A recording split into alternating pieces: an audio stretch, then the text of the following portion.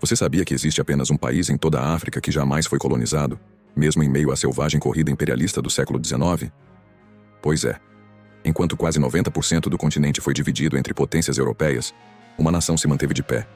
E o responsável por esse feito não foi um general europeu, mas um jovem africano que transformou seu povo em uma máquina de guerra imbatível.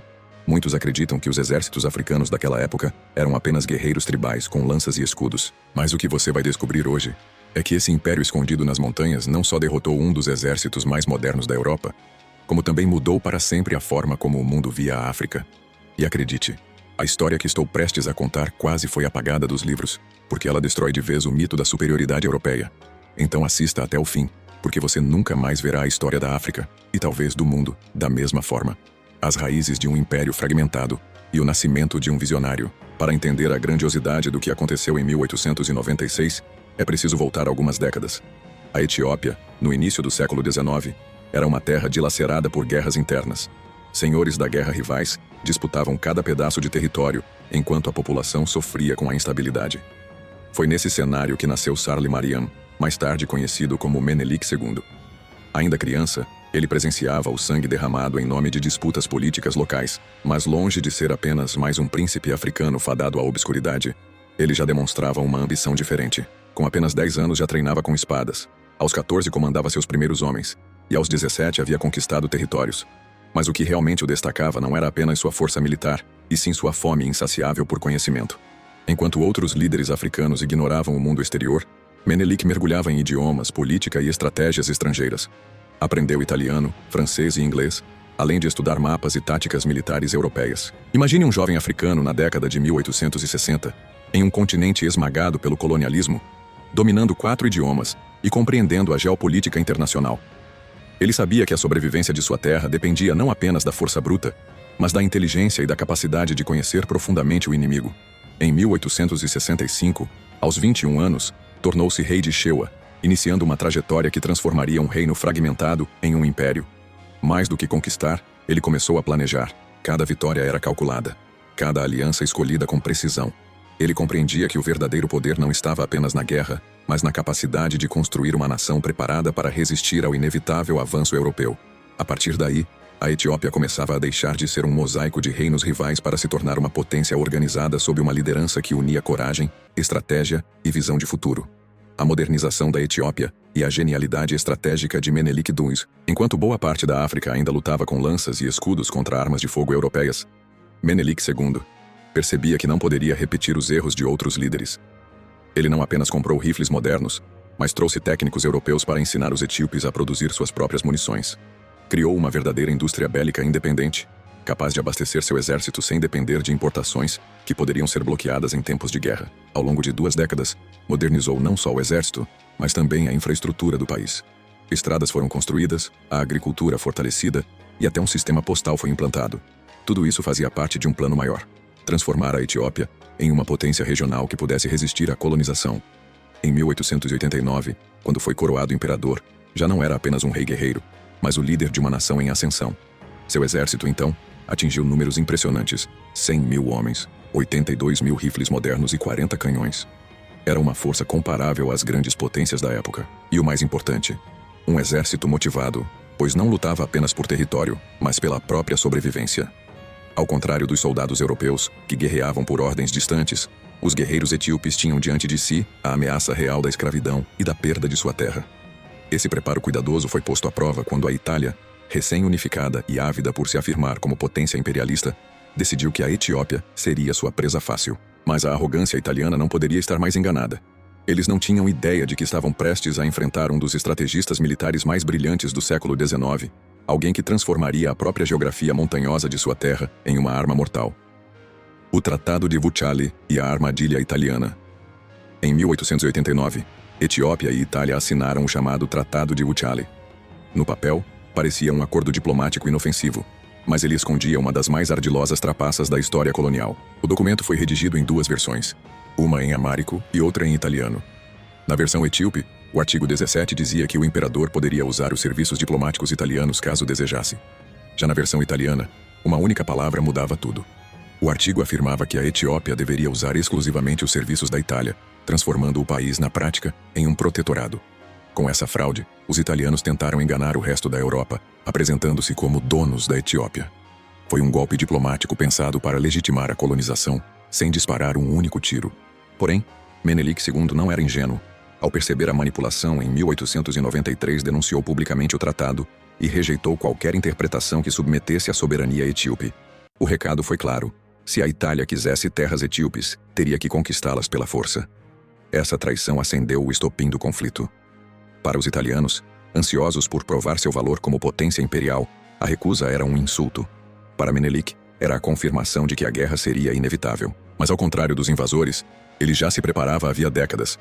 E quando a Itália finalmente decidiu atacar, encontrou uma Etiópia unida e pronta para travar a maior batalha da história africana moderna. A mobilização de uma nação inteira, em 1895, diante da iminente invasão italiana, Menelik II lançou um chamado que ecoou por todas as montanhas e vales da Etiópia. Nossa terra, nossa dignidade e nosso futuro estão sob ataque. Venham defendê-los. O resultado foi a maior mobilização militar já vista no continente africano até então. Cerca de 196 mil homens responderam. Não eram apenas soldados profissionais, mas guerreiros de todas as regiões, de diferentes tribos e crenças, unidos em torno da defesa de sua pátria. Cristãos, muçulmanos e animistas marcharam lado a lado. Era mais do que um exército, era uma civilização inteira em movimento, transformando a resistência em um ato de sobrevivência coletiva. O desafio logístico era colossal. Alimentar quase 200 mil pessoas, transportá-las por montanhas, armar e coordenar cada contingente. Generais europeus levavam meses para organizar forças menores. Menelik conseguiu em poucas semanas. Essa façanha só foi possível porque ele havia construído ao longo dos anos um estado organizado, com rotas de transporte, produção de suprimentos e uma estrutura de comando eficiente. Quando os italianos começaram a avançar confiantes em sua superioridade tecnológica, não imaginavam que marchavam contra um adversário não apenas numeroso, mas preparado.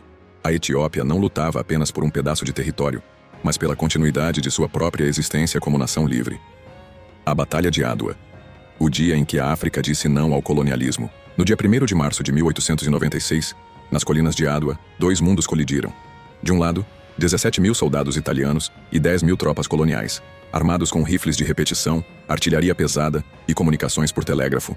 Do outro, cerca de 100 mil guerreiros etíopes, motivados pela defesa de suas famílias e terras. O general italiano Baratieri acreditava que enfrentaria apenas tribos desorganizadas. Na realidade, ele estava entrando em uma armadilha meticulosamente preparada. Menelik havia posicionado suas tropas de forma estratégica, usando o relevo montanhoso para neutralizar a artilharia inimiga. Os italianos foram canalizados para vales estreitos, onde a vantagem numérica etíope se tornava devastadora. A batalha começou às 5h30 da manhã. Por 8 horas, os campos de Adwa se transformaram em um inferno. Os etíopes lutavam com uma ferocidade que chocou os europeus. Não eram apenas combatentes. Eram pais, filhos e irmãos defendendo a dignidade de todo um povo. O resultado foi esmagador. Mais de 7 mil soldados italianos morreram. 1.500 ficaram feridos e cerca de 3 mil foram feitos prisioneiros. Mais da metade da força invasora foi aniquilada. Às 2 da tarde, Baratieri não ordenou uma retirada organizada, mas uma fuga desesperada. A Itália, que acreditava conquistar glória no colonialismo, amargava a maior derrota europeia na África. A vitória de Menelik II não apenas salvou a Etiópia, mas marcou para sempre a história do continente. O impacto global da vitória etíope. A notícia da derrota italiana correu o mundo como um raio. Jornais de Londres, Paris e São Petersburgo estampavam manchetes que pareciam impossíveis. Africanos derrotam exército europeu. Em Roma, o choque derrubou o governo e abalou o prestígio da Itália. Em Paris, intelectuais começaram a questionar as teorias racistas de superioridade europeia. Em Londres, estrategistas militares repensavam seus planos na África. Mas o efeito mais profundo foi sentido no próprio continente africano. A vitória de Adwa se tornou um símbolo de esperança.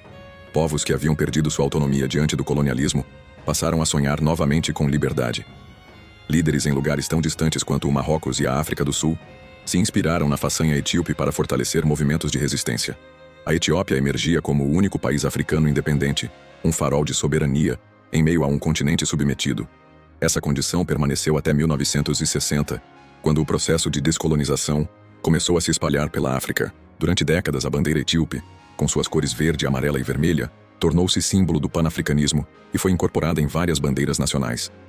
Menelik II havia provado que a África não era incapaz de resistir, como pregava a narrativa europeia. Pelo contrário, mostrara ao mundo que coragem, organização e inteligência não têm cor nem fronteiras. o legado de Menelik II e o apagamento histórico. Após a vitória, Menelik II não se acomodou. Continuou modernizando a Etiópia. Construiu ferrovias, escolas, hospitais e fortaleceu a administração central. Transformou seu reino em uma potência africana que não apenas resistiu ao colonialismo, mas prosperou de forma independente. Até sua morte em 1913, consolidou a imagem de um líder visionário. Entretanto, seu legado sofreu um processo de apagamento.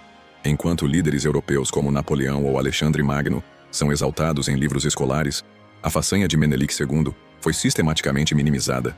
A narrativa de inferioridade africana era conveniente para justificar séculos de exploração, e reconhecer a vitória de Adwa significava admitir que as teorias racistas não passavam de mentira. Ainda hoje, poucos fora da África conhecem essa história em profundidade. Mas para os povos africanos, o nome de Menelik II continua sendo sinônimo de dignidade e resistência. Sua vitória não foi apenas militar, foi simbólica. Mostrou que a África podia ser independente, próspera e capaz de escrever sua própria história. Quando vemos hoje as cores verde, amarelo e vermelho tremulando em bandeiras de países africanos, estamos vendo a herança direta de Menelik. Ele não salvou apenas a Etiópia, salvou a ideia de uma África livre. A história de Menelik II e da Etiópia é um lembrete poderoso de que coragem, inteligência e determinação podem mudar o destino de um povo inteiro. Em um continente esmagado pelo colonialismo, um único país mostrou que não existe superioridade racial ou tecnológica capaz de subjugar uma nação unida. Se essa história te impressionou tanto quanto me impressionou, não deixe que ela caia no esquecimento. Curta este vídeo, compartilhe com seus amigos e se inscreva no canal Curiosidade Insana para descobrir mais verdades que os livros de história tentaram apagar. E não saia ainda! Nos cards finais estão outros vídeos incríveis que vão abrir ainda mais sua mente para os segredos do passado.